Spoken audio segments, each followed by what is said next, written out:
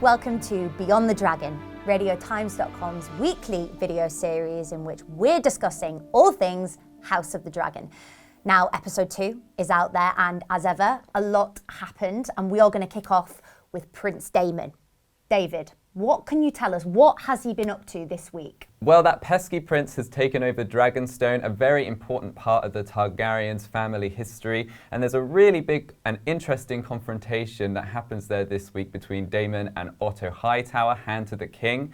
I've got to say, I really loved this scene. I mentioned in last week's episode that I wasn't too keen on Daemon Targaryen. I thought, he's a bit of a nasty piece of work, but I've got to say, he doesn't appear in the first half an hour or so of this episode, and I felt his absence. When he came back into the fray, the episode just roared to life, quite literally with the use of the dragons. What did you make of this scene and the big confrontation between Daemon, Otto, and eventually Rhaenyra? I thought this was a really great scene. There was lashings of tension. I thought it looked really great as well, really gothic with all that mist. And it was a really great chance to see Rhaenyra come into her own. She obviously feels emboldened now that she's been named. And she swooped in on her dragon and did what Otto couldn't do. She got the egg back.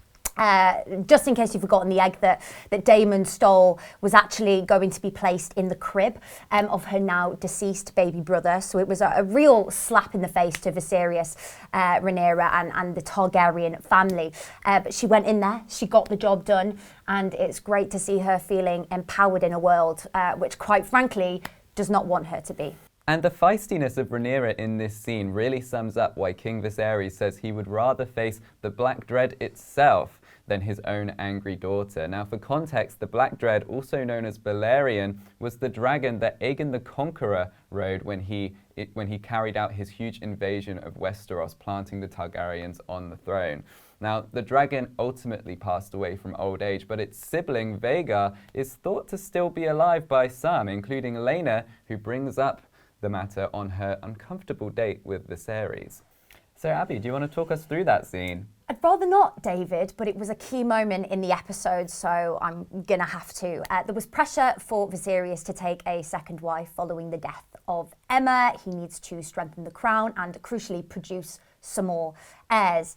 One of the lucky women was the daughter of Rhaenys and Corlys, Laena, who is just 12 years old. We see Laena and Viserys go for a lovely walk through the gardens together, but it's just deeply, deeply uncomfortable. Her mother, Rhaenys, is watching from afar. She has a conversation with Rhaenyra, in which, Rhaenyra questions, "Are you happy with this?" And Rhaenys says, "Of course not, but it's the order of things." Again, it just encapsulates how depressing and abysmal that period in history was for women. And that scene also illustrates how House of the Dragon can comment on the subjugation of its female characters, just how brutal it was for so many of them, without leaning into excess and shock and gore. It was an incredibly affecting and chilling moment, and yet it was an incredibly quiet moment as well, which is something Game of Thrones should have done more of, but sadly didn't. I completely agree with you, Abby, and of course Viserys ultimately decides to marry Alicent Hightower, which raises a lot of problems of its own because she has been best friends with Viserys' own daughter Rhaenyra for years now, and you can really sense that there's a feeling of great betrayal between the two girls when that engagement is announced. Now, personally, this moment didn't hit as hard for me as I would have liked. I feel like the friendship between the two of them, we've seen it, obviously, they've shared some quiet, friendly scenes together, but I wouldn't say I see a huge amount of depth there. I mean, this is only the second episode. Maybe they could have spent a little bit more time delving into it, setting up this big twist. But ultimately, though, this is going to throw a huge spanner in the works, and I think it's going to effectively end what was the healing friendship, the healing relationship between Rhaenyra and her father.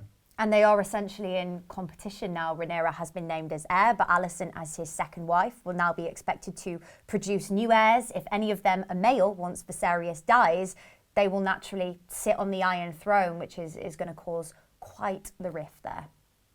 So the episode ends with Corlys approaching Daemon, both of whom want war in the Stepstones. Now, the Stepstones are strategically a very important part of the Game of Thrones world. They're a huge shipping port, which is crucial for business between Westeros and the Free Cities. Now, to quote Star Wars, they're also a hive of scum and villainy. They tend to attract a lot of pirates and outlaws, and it's a very delicate situation which has been kept under control up until now by the Triarchy, an alliance of 3 of the free cities who basically kind of keep the situation under control in exchange for a toll paid by the Westerosi lords.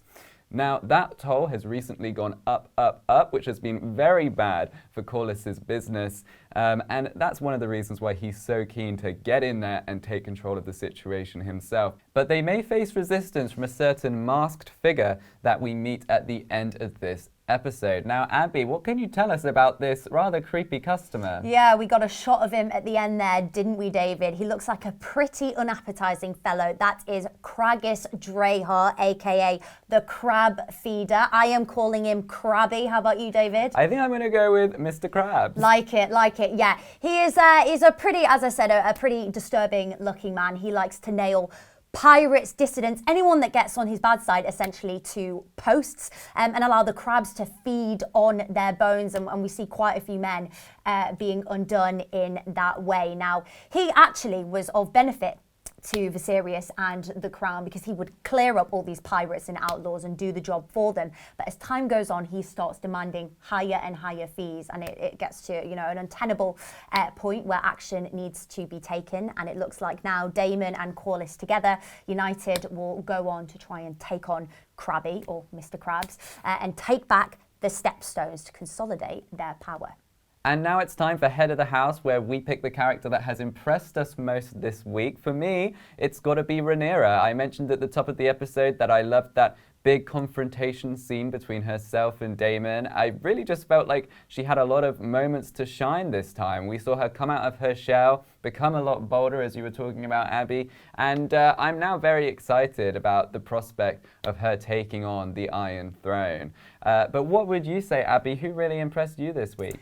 Otto Hightower was my pick this week. Now, that moment on the bridge, the confrontation between Daemon and Otto, it wasn't his finest hour. He had to be saved by Rhaenyra in that situation. But I think he's played a long game. He's been very, very clever. When King Viserys' wife, Emma, died, he immediately pushed his daughter, Alicent, into his orbit, told her to chuck on a nice dress, get in there and show the king some comfort. That's exactly what she did, and it's played out perfectly, because he has now chosen Alicent as his second wife, in turn securing his position. So I think he's played it very well there, and it's all working out for old Otto. Well, the Game of Thrones sure is rolling on and on. That brings to a close this episode of Beyond the Dragon. Thank you very much for tuning in. Of course, you can watch House of the Dragon on Mondays on Sky Atlantic. It airs first at 2 a.m. in the morning, then again at 9 p.m. And of course, you can watch at any time on the streaming service now. We will be back next week with all our latest thoughts on the 3rd episode of House of the Dragon. But for now, that's all from us. Thanks again for watching. See you soon.